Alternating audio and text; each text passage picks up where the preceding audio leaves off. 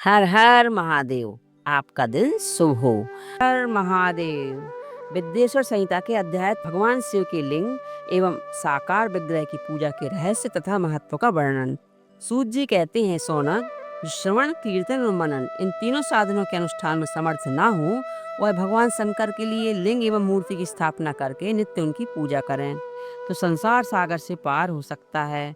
वंचना अथवा छल ना करते हुए अपनी शक्ति के अनुसार धन राशि ले जाएं और उसे शिवलिंग अथवा शिव मूर्ति के सेवा के लिए अर्पित कर दें। साथ ही निरंतर उस लिंग एवं मूर्ति की पूजा भी करें। उसके लिए भक्तिभाव से मंडप, गोपुर, तीर्थ, मठ एवं क्षेत्र की स्थापना करें। उत्सव रचाएं। वस्त्र, गंध, पुष्प, धूप, दीप तथा पुआ और शाक आदि व्यंजनों से युक्त भांति भांति के भक्ष्य भोजन अन्य नैवेद्य के रूप में समर्पित करें। छत्र, ध्वजा, व्यंजन, चामर और अन्य अंगों सहित राजोपचार की भांति सब सामान भगवान शिव के लिंग की मूर्ति को चढ़ाएं। प्रदक्षिणा, नमस्कार यथाशक्ति जप करें।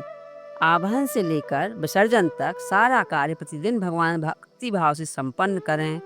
इस प्रकार शिवलिंग तथा शिव मूर्ति में भगवान शंकर की पूजा करने वाला पुरुष श्रवणादि साधनों का अनुष्ठान न कर सके तो भगवान शिव की प्रसन्नता के लिए सिद्धि प्राप्त कर लेता है।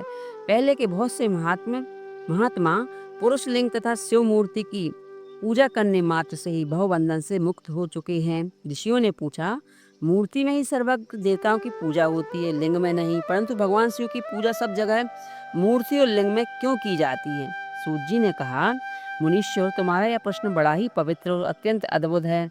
इस विषय में महादेव जी ही वक्ता हो सकते हैं। दूसरा कोई पुरुष कभी और स्वयं कहीं भी इसका प्रतिपादन नहीं कर सकता।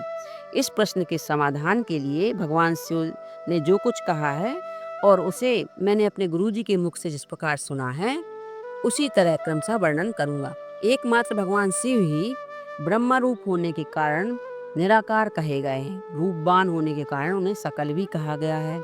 इसलिए वे सकल और निष्कल दोनों हैं। शिव के निष्कल निराकार होने के कारण ही उनकी पूजा का आधारभूत लिंग भी निराकारी प्राप्त हुआ है, अर्थात शिवलिंग शिव के निराकार स्वरूप का प्रतीक है।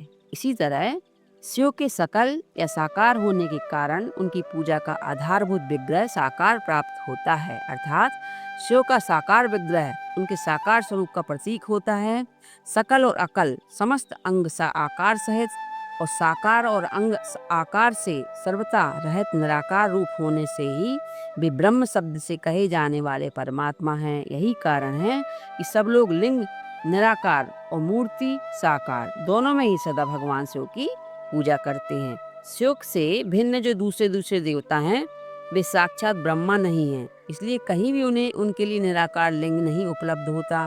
पूर्व काल में बुद्धिमान ब्रह्मपुत्र सनत कुमार मुनि ने मंदराचल पर नंदकेश्वर से इसी प्रकार के प्रश्न किया था। सनत कुमार बोले, भगवान शिव से भिन्न जो देवता हैं, उन सब की पूजा के लिए सर्वत्र प्राय मूर्ति मात्र ही अधिक संख्या में देखा और सुनी जाती है। केवल भगवान शिव की ही पूजा लिंग और बेर दोनों उपयोग में देखने में आता है। अतः कल्याणमय नंदकेश्वर, इस विषय में जो तत्व की बात हो उसे मुझे इस प्रकार बतलाइए, जिससे अच्छी तरह समझ में आ जाए। नंदकेश्वर ने कहा, निष्पाप ब्रह्म कुमार, आपके इस प्रश्न का हम जैसे लोगों के द्वारा कोई उत्तर नहीं दिया जा सकता, क्योंकि यह गोपनीय विषय है और लिंग साक्षात ब्रह्मा का प्रतीक है। तथापि आप भगवान शिव भक्त हैं, इसलिए इस विषय में भगवान शिव ने जो कुछ बताया है उसे मैं आपके समक्ष कहता हूँ। भगवान शिव ब्रह्म स्वरूप और निष्कल निराकार हैं, इसलिए उनकी पूजा में निष्कल लिंग का उपयोग होता है। संपूर्ण वेदों का भी यही मत है।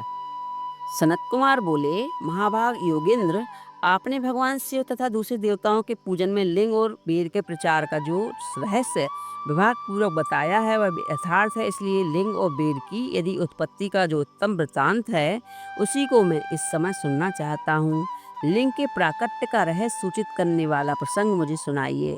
इसके उत्तर में नंदकेश्वर ने भगवान महादेव के निष्कल निराकार स्वरूप लिंग के आविर्भाव का प्रसंग सुनाना प्रारंभ किया।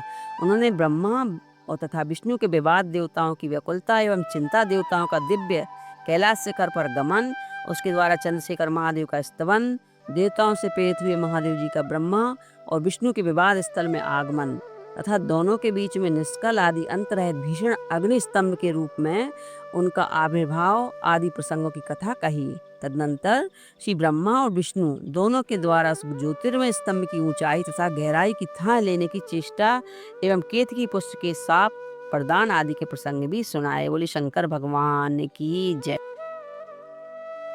हर हर महादेव।